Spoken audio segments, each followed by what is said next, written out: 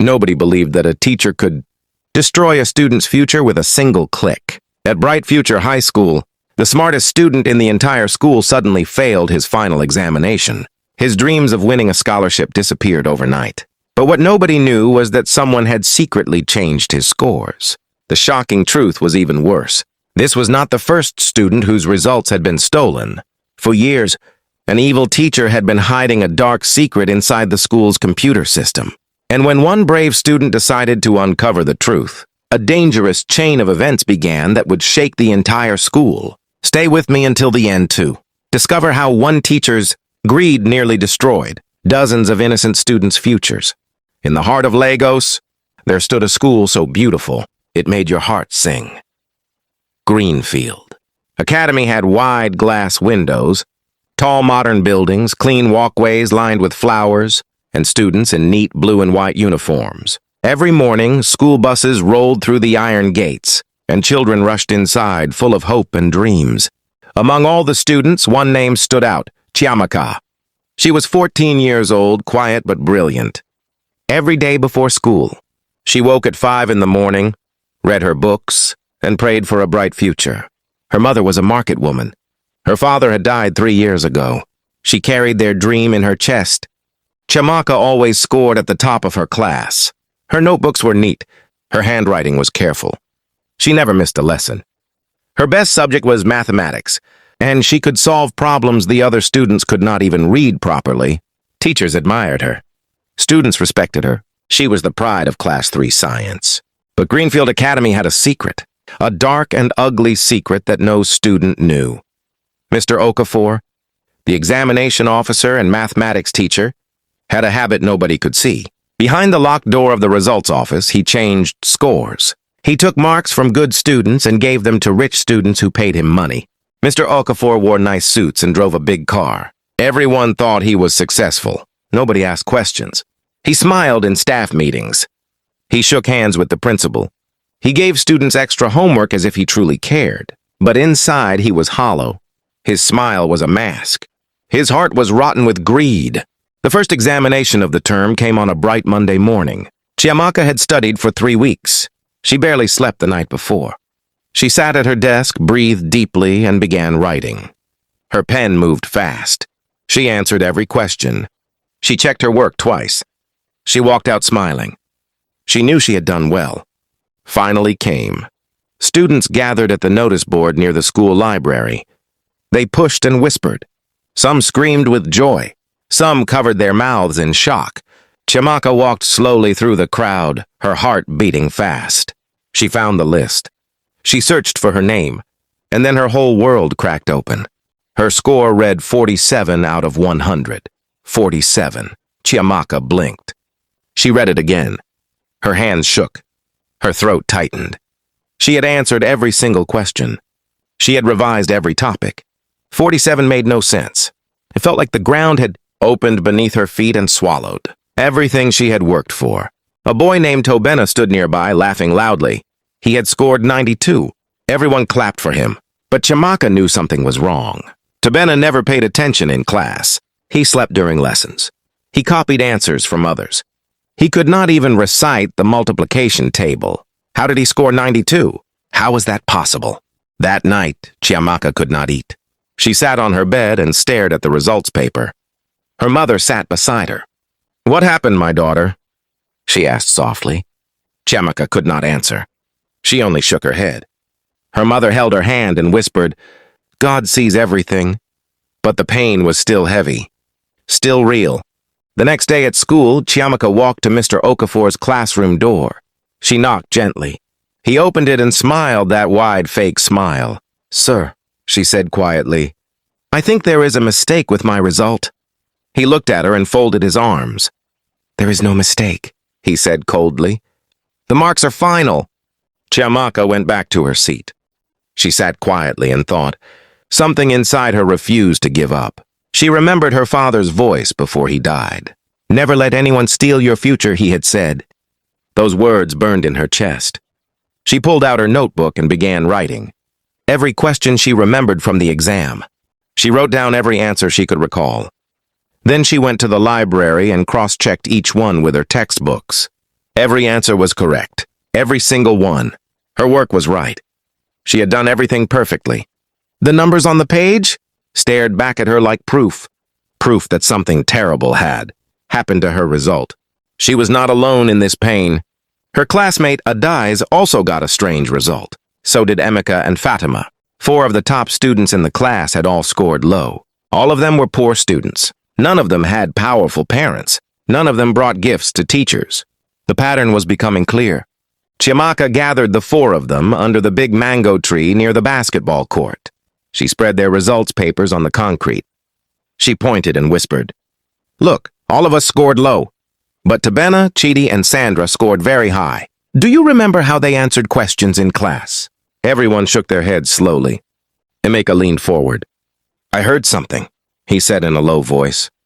"My cousin told me that Tabena's father paid a teacher 50,000 naira before. Results came out." Silence fell over the group. Nobody moved. A bird called from a nearby tree. The wind blew the papers slightly. They all looked at one another. Everything made sense now. Chiamaka felt cold. Then she felt hot. Then she felt something she had never felt before. A deep, burning anger. Not the noisy kind, the quiet kind. The dangerous kind. She folded her result paper neatly, put it in her bag, and stood up straight. "We are going to find out the truth," she said softly. But how? How could children prove what a grown teacher had done? Who would listen to them? Adults always believed adults. Teachers always protected teachers.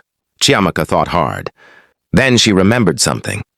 The school had recently installed CCTV cameras in the examination office.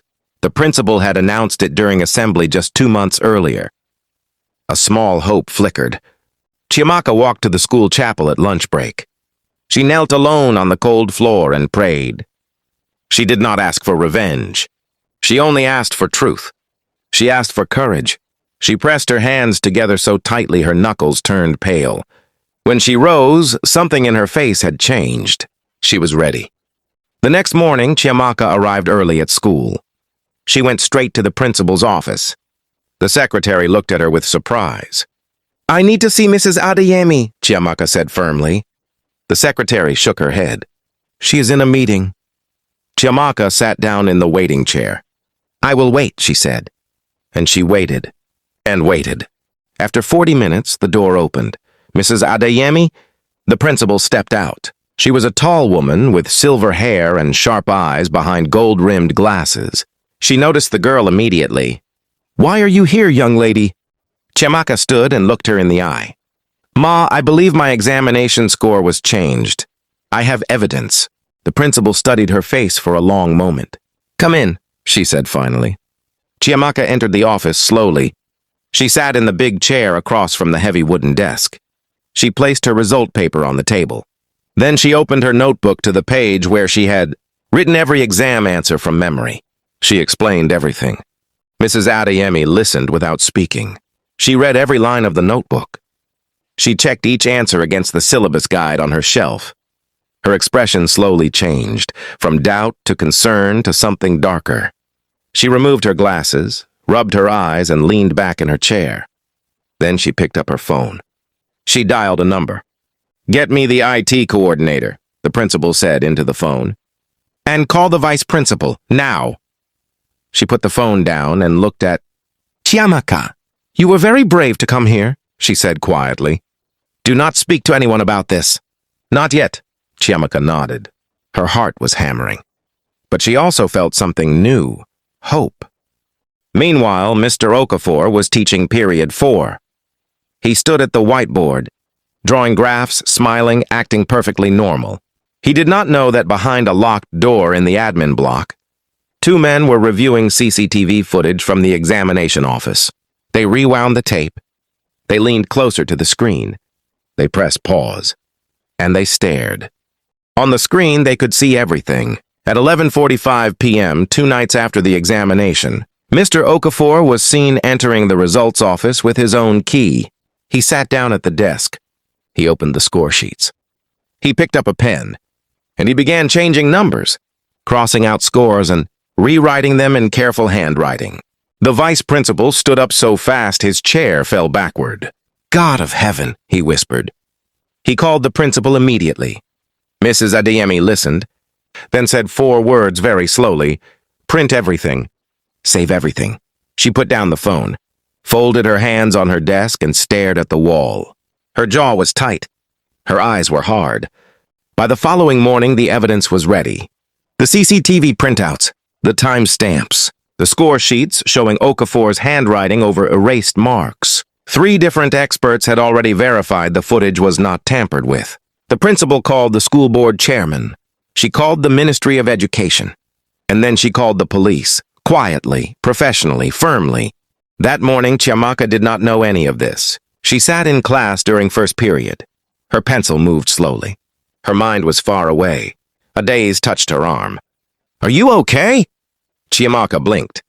I don't know, she said honestly. I did something yesterday. I don't know what will happen. She looked out the window and waited. At exactly 10 o'clock, the school bell rang for assembly. But something felt different. The teachers came out in silence. The principal walked to the front with a face made of stone. No music played. No announcements were made about trophies or sports. The whole school of 800. Students stood under the assembly canopy and waited. Mrs. Adeyemi stood at the microphone. This school was built on one value, she began. Her voice was steady but heavy. That value is integrity, she paused. The wind moved through the assembly ground. Today, that integrity was tested. And today, this school will show you what happens when truth meets. Corruption. 800 students held their breath. Then 2 police officers walked through the school gate. They were in full uniform, calm, professional. They walked across the clean school compound, past the flowers, past the library, past the science lab. Every student turned to watch. Whispers broke out like fire. Nobody knew what was happening. Nobody except one quiet girl standing in the second row. The police officers walked directly to the mathematics block. Mr. Okafor was inside, marking papers. The door opened. He looked up. His pen stopped moving. His face went pale. He saw the police. He saw the principal behind them. He saw the vice principal holding a folder of papers. His hands began to shake. He could not speak. Mr. Uche Okafor, one officer said, you are being questioned in connection with the alteration of official school examination records. The officer's voice was flat and calm. Mr. Okafor looked around, the room as if searching for an exit. There was none. He swallowed. He looked at the principal. She said nothing. She just looked at him steadily. News spread through the school like water through dry ground. By lunch break, every student knew. Chiamaka sat in the cafeteria when a daze ran to her breathlessly. Chiamaka! They arrested Mr. Okafor. They say someone reported him. They say his score changes were on camera. Chiamaka looked down at her food. Her hands were steady now. Very steady. But the story did not stop there. The investigation went deeper. The police found Okafor's personal notebooks at his home. Inside were lists, names of students and amounts of money paid by their parents. Tobena's father, 50,000 naira. Chidi's mother, 40,000 naira. Sandra's uncle, 60,000 naira. The corruption was bigger than anyone had imagined. The parents were summoned to the school the following Saturday morning. They came in expensive cars and fine clothing. But as they walked through the school gate and saw the police and the school board members, their confident faces fell. Tobena's father was last to arrive. He wore a white agbada. He could barely look anyone in the eye. Tobena sat outside in the corridor. He had been brought to school too. He sat on the bench alone, picking at the edge of his school bag. He was not celebrating now. He heard muffled voices through the hall door. He heard his father's name called. He put his head in his hands. He was only a boy, but today he felt very old. Tobena sat outside in the corridor. He had been brought to school too. He sat on the bench alone, picking at the edge of his school bag. He was not celebrating now. He heard muffled voices through the hall door. He heard his father's name called. He put his head in his hands.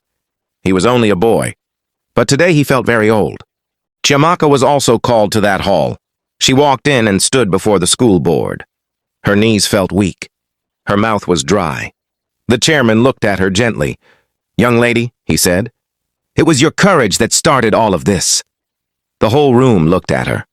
She stood still. She did not smile. She simply breathed. The announcement came 3 days later at morning assembly. All affected results had been reviewed by independent examiners. Chiamaka's real score was 91. Adizi's was 88. Amika's was 85. Fatima's was 93. Every one of them had actually passed brilliantly. Every score that had been stolen was now returned, with official certificates and written apologies. When Chiamaka heard her real score, she covered her mouth. 91. 91. Tears fell from her eyes. Not the sad ones from before, but something different. Something warm and bright. Adiz hugged her. Amika pumped his fist in the air. Fatima laughed and cried at the same time. Around them, hundreds of students clapped and cheered loudly. Chiamaka's mother came to school that afternoon. She had been called by the principal personally. When she arrived at the office, she did not know what to expect. Mrs. Adeyemi stood and handed her a sealed envelope. Inside was a letter confirming Chiamaka's score and a scholarship award. The mother opened it and began reading. Then she began weeping. "She worked for this," the mother whispered. She woke up at 5 every morning. She studied when she was hungry. She studied when she was tired. She never gave up. She pressed the letter to her chest. Her father would have been so proud. She looked at the ceiling and whispered something. Only she and God could hear. Mr. Okafor was formally dismissed from Greenfield Academy. His teaching license was revoked by the Ministry of Education. A court case was filed against him. He appeared in court in a plain shirt, nothing like the fine suits he once wore. The big car was gone. The wide smile was gone. Only a tired, broken man remained. Tabena returned to school after a week's suspension. He walked through the gate quietly. No one mocked him, but no one celebrated him either. He passed Chiamaka in the corridor. He stopped. She stopped. He looked at the floor. "I didn't know my father did that," he said quietly. "I thought I just failed." Chiamaka looked at him steadily. "Study," she said simply. "You can pass on your own." The school held a special integrity assembly that Friday. The theme was, "Your score must be your own." Students made speeches. Teachers shared stories. The student council president, a tall girl from Class 5, looked into the microphone and said, "If someone must pay for your success, it is not your success. It is their shame." Chiamaka was asked to speak last. She stood at the microphone. 800 students looked at her. She was quiet for a moment. Then she said, "I was afraid. I am still a little afraid. But I remembered something my father told me. He said truth is the only thing that never rusts. I chose truth. I will always choose truth." Nobody clapped immediately. There was a long, full silence, the kind that means something real just happened. Then one person clapped, then 10, then 100. Then the entire school of 800 students was clapping and standing. Teachers clapped too. The principal removed her glasses and pressed her fingers to her eyes. Even the trees seemed to rustle in agreement. Years later, Chiamaka became a lawyer. She specialized in educational justice. On her office wall hung one framed document, her original corrected result. Sheet from Greenfield Academy, 91 out of 100. Below it, she had written one sentence in her own hand. "They tried to erase me, but truth wrote me back." And the moral of this story is this: no matter how powerful corruption becomes, truth is always more powerful. Hard work is never wasted. Justice may be slow, but it always arrives. And when you choose integrity, even when it is frightening, you do not just change your own story. You change the story of everyone watching.